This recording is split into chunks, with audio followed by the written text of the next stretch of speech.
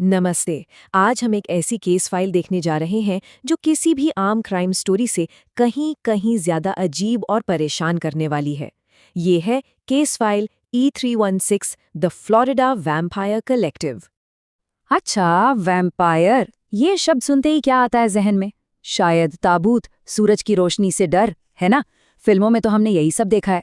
पर क्या वो सब सच है? क्योंकि फ्लोरिडा का ये जो केस है ना, ये उन सारी कहानियों पर एक बहुत बड़ा सवालिया निशान लगा देता है जो हमने आज तक सुनी है। तो कहानी की शुरुआत होती है फ्लोरिडा से। कुछ टीनेजर्स पुलिस स्टेशन पहुंचते हैं। वो अपनी दोस्त सारा की गुमशुदगी की रिपोर्ट लिखवाने आए थे। उनका कहना था कि सारा को उनसे मिलने आना था, पर वो नहीं आई और पिछले एक दिन से उसका फोन भी बंद जा रहा है। पुलिस अभी रिपोर्ट लिख ही रही थी कि तभी स्टेशन में एक बहुत ही अजीब सा कॉल आता है। फोन पर सिर्फ किसी के रोने और जोर जोर से चीखने की आवाजें आ रही थीं।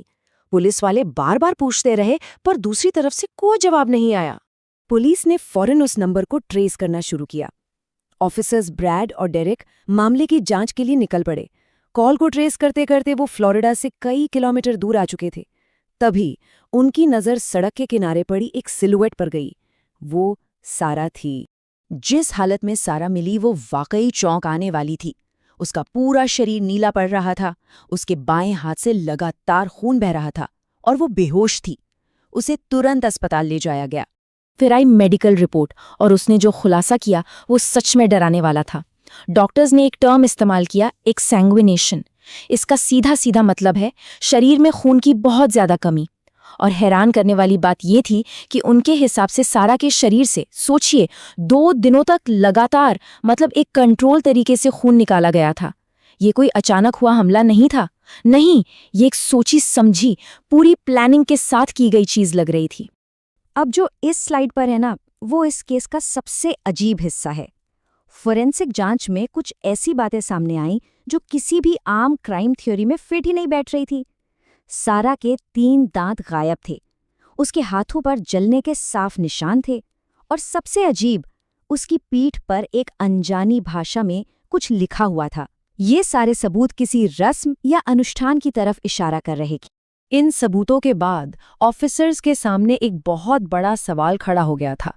क्या ये सिर्फ एक किडनैपिंग का केस था या इसके पीछे कोई और ही, कहीं ज्यादा भयावह सच छिपा हुआ था? ऑफिसर ब्रैड ने तय किया कि वो इस मामले की तह तक जाकर रहेगा। उसने सारा के कपड़ों से मिले कुछ सैंपल अपने पार्टनर डेरिक को एनालिसिस के लिए दिए और खुद उसी रात उस सुनसान जगह की पड़ताल करने निकल गया जहां सारा मिली थी। ब्रैड उस रास्ते पर आगे बढ़ता जा रहा था, लेकिन जल्द ही उसे एहसास हुआ कि वो गोल गोल घूमकर बार बार उसी जगह वापस आ रहा है। और तभी उसने अपनी गाड़ी के पास कुछ अजीब से दिखने वाले लोगों को आते देखा। वो लोग खून से लथपथ थे और उनके चेहरे बेहद भयानक थे। जाहिर है ब्रैड बुरी तरह डर गया था। उसने हड़बड़ी में अपनी गन उठाई और उन लोगों की तरफ तानी, लेकिन ये देखकर वो हैरान रह गया कि अब वहां कोई नहीं था। वो सब पलक झपकते ही जैसे हवा में गायब हो गए थे। इससे पहले कि ब्रैड कुछ समझ पाता या वहां से निकल पाता, उस पर जबरदस्त नींद हावी होने लगी।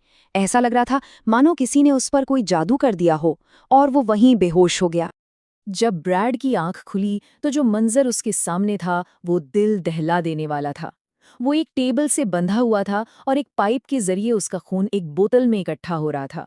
उसके सामने एक लड़का और एक लड़की बैठे थे, देखने में बिल्कुल आम इंसानों जैसे, लेकिन वो एक बोतल से बारी बारी से खून पी रहे थे। कमरे में काला जादू का सामान और इंसानी दांतों का एक ढेर भी पड़ा था। ब्रैड समझ चुका था कि ये लोग कौन हैं। उसके शरीर में बिल्कुल भी ताकत नहीं बची थी। फिर भी उसने हिम्मत जुटाई, किसी तरह अपनी रस्सियां खोलीं और उस घर से भाग निकला।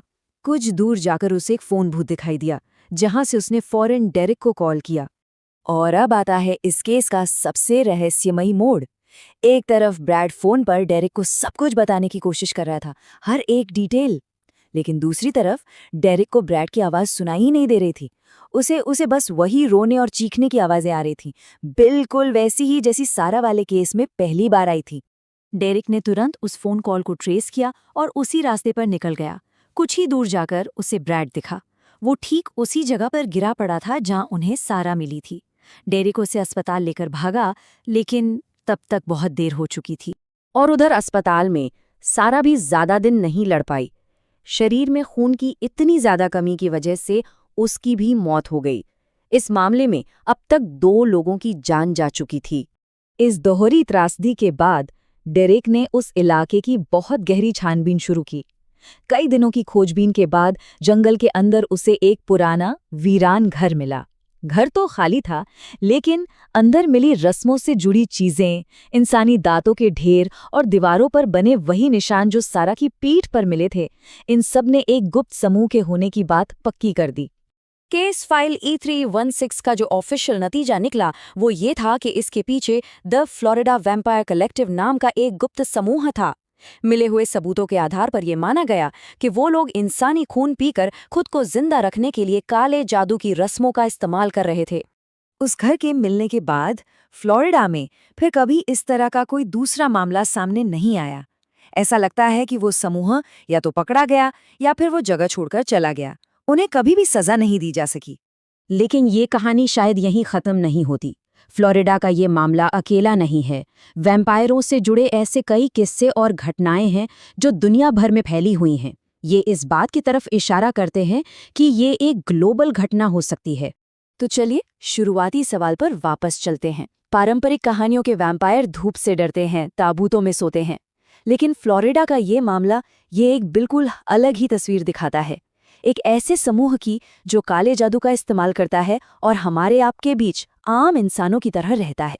और जानते हैं सबसे ज्यादा परेशान करने वाली बात क्या है? ये पूरी कहानी एक सच्ची घटना पर आधारित बताई जाती है, जो इसे सिर्फ एक डरावनी कहानी से कहीं ज्यादा बना देती है।